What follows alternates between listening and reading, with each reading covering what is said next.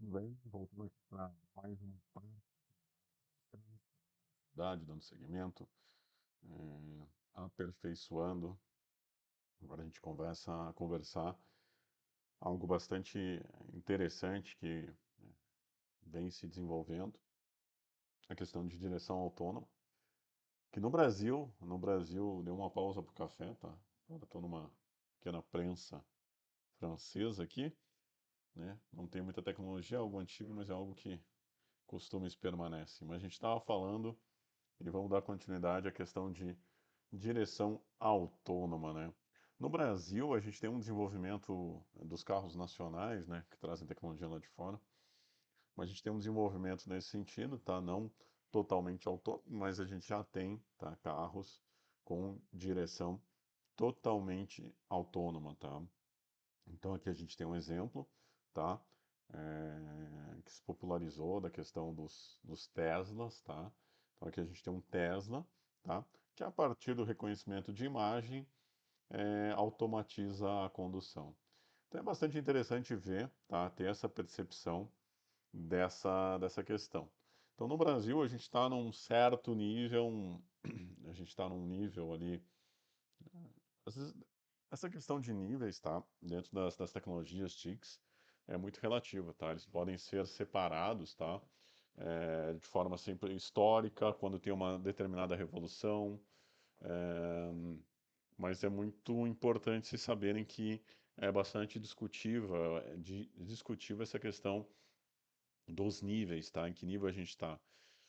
Tanto que atualmente a gente está talvez no nível 3, no nível 2, no nível 4, de assistência autônoma de direção, tá? Como é determinado.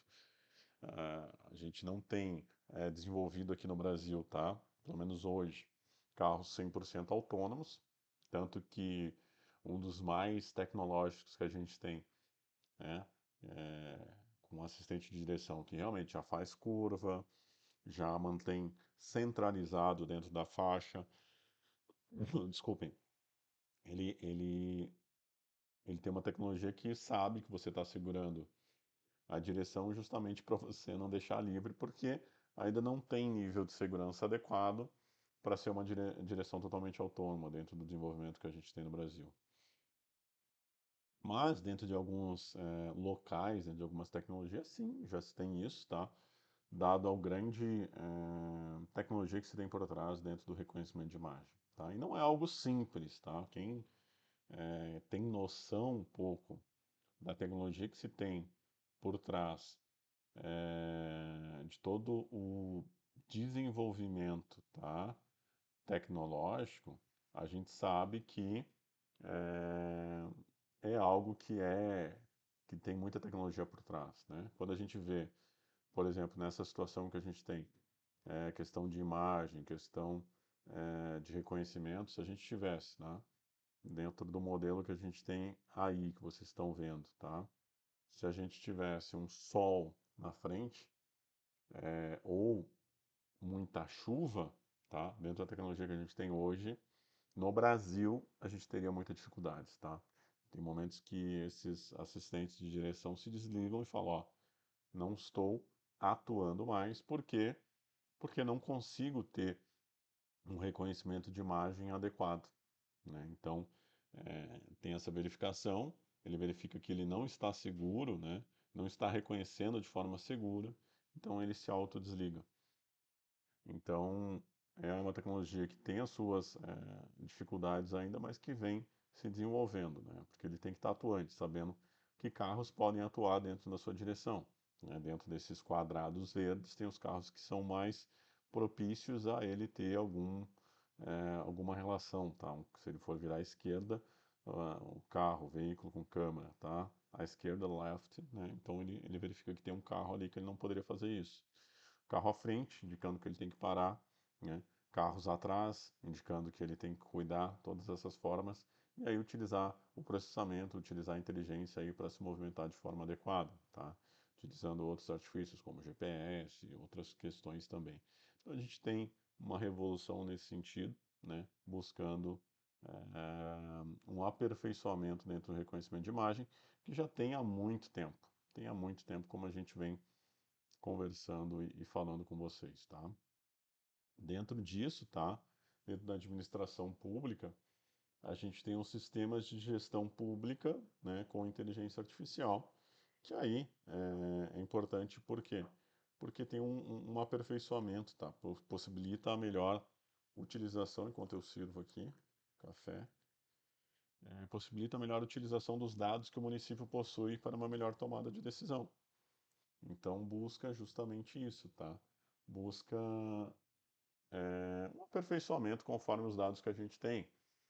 E os sistemas de gestão pública, e pode ser em várias frentes, né, entra um conceito de cidades inteligentes, né, que se utilizam para saúde, segurança, educação, transformar com a tecnologia, tá, cidades mais inteligentes. Então, uma cidade inteligente usa a tecnologia da informação e comunicação, ou seja, as TICs, tá, para assim melhorar a eficiência operacional, compartilhar informações com o público e fornecer uma melhor qualidade no serviço público, né? E do bem-estar do cidadão. Então, por exemplo, a partir de reconhecimento de imagem, a gente pode aperfeiçoar o tráfego, né?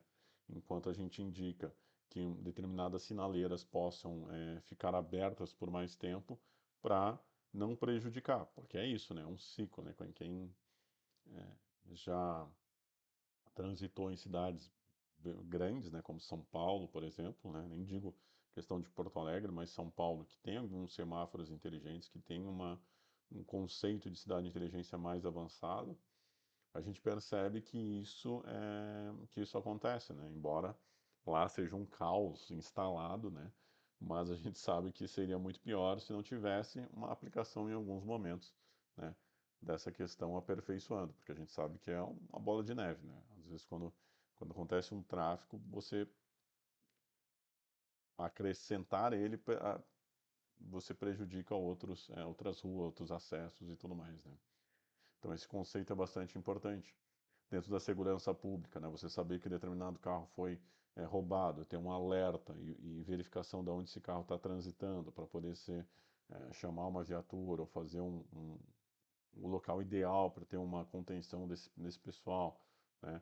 Questão também de pegar pessoas que estão dirigindo embriagadas, sabendo que elas estão saindo, né? Vendo, não sei, o trajeto do carro e verificando que há alguma questão ali com o motorista. Então tudo isso, né, é utilizado dentro de cidades inteligentes, cidades que buscam uma melhor eficiência com os dados que se tem, com o monitoramento que se tem, seja por câmeras, seja sabendo também é, o direcionamento das pessoas, né, o horário, tudo mais, saber como ela pode se portar devido a todas essas informações, tá? Mas, então, embora esses conceitos sejam antigos, ele se popularizou a partir do ChatGPT, né? Que é o Chat Generative Pre-trained Transformer, né? Que é um chatbot online, né, de inteligência artificial, IA, desenvolvido pela OpenAI, né, lançado em novembro de 2022 com o nome ChatGPT, que combina a questão do chat, né, referindo à sua funcionalidade de chatbot, e GBT, que significa Generative Pre-trained Transformer, né, transformador pré-treinado generativo, que nada mais é que algo que é treinado justamente para ser uma conversa em um chat contigo, de forma que você pensa que está falando com outra pessoa, né? É um chatbot. E isso é importante, e aí o céu foi o limite, né, para nós, enquanto seres humanos, para a utilização dele, né? É utilizado para fazer trabalhos todos, né, para vocês, alunos, estudantes, mas que é importante a sua utilização de forma adequada, né? A realização e desenvolvimento de um trabalho completo, muitas vezes ele não é adequado, né? Então, mas a utilização dele da melhor forma, para você descobrir, saber utilizar, saber o que está fazendo, é importante, tá? Até na questão acadêmica, né? Tem muita discussão em função disso, mas a inteligência artificial veio para ficar. Essas ferramentas são importantes, vocês têm que utilizar, se utilizem dela. Se vocês não se utilizam ainda, utilizem as formas gratuitas, tá? Tem o ChatGPT também tem a forma gratuita, que é limitado, né? Mas que é importante. Ele foi criado pela OpenAI para ser aberto, para ser gratuito, mas viram que algo ficou tão bom que deve ser vendido, né? Nada é de graça nesse mundo, tá? Posteriormente, né, logo depois, o Gemini, que é um modelo de linguagem generativo também, que entende e gera texto de forma mais natural e precisa do que os anteriores, né? Então, o Gemini, esse lançado, tá, em dezembro de 2023, né, que é importante também porque houve um desenvolvimento maior. Então, são ferramentas ali privadas, né, como qualquer uma, e tem os seus custos, né, para a utilização do maior potencial deles, né? E eles liberam as versões inferiores, as versões gratuitas, né, com recursos limitados, processos mais limitados ou em desenvolvimento, justamente para que você eh, não tenha acesso, né, ou pague por isso.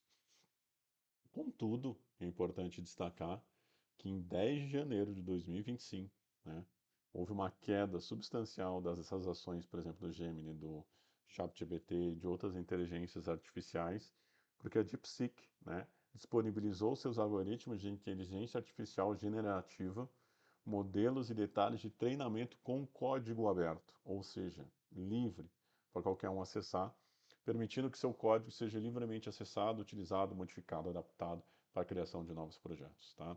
E é interessante que o DeepSeek apresentou um desempenho superior com os testes otimizados para processamento de imagens em análise de dados complexos, quando comparado aos que eu citei para vocês, o ChatGPT, por exemplo, da OpenAI e também o Gemini.